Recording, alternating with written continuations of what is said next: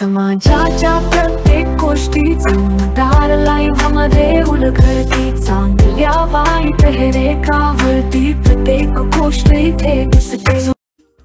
सोलापूर जिल्ह्यातील करमाळा तालुका आणि करमाळा तालुक्यातील पांडे या गावातील जिल्हा परिषद प्राथमिक शाळा यांच्यातर्फे बाल आनंद बाजाराचे आयोजन करण्यात आले होते। या बाजाराला पालकांचा उत्स्फूर्त असा प्रतिसाद लाभला। या बाजारात विद्यार्थ्यांना व्यवहार ज्ञान व्हावे, या बाजाराने विद्यार्थ्यांना व्यवहार ज्ञान व्हावे हा मुख्य उद्देश या बाजाराचा होता।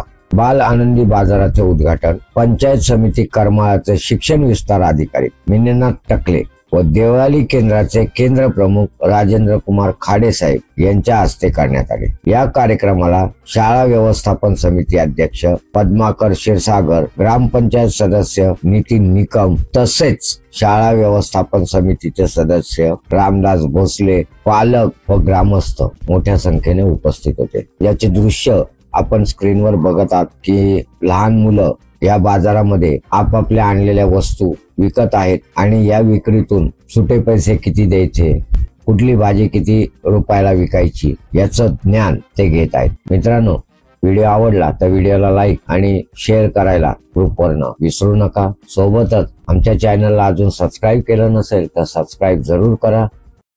जोमदार लाईफ दिसतो असतो जो मागे, भांडण आणि प्रेमाचा करतो तो चित्रण।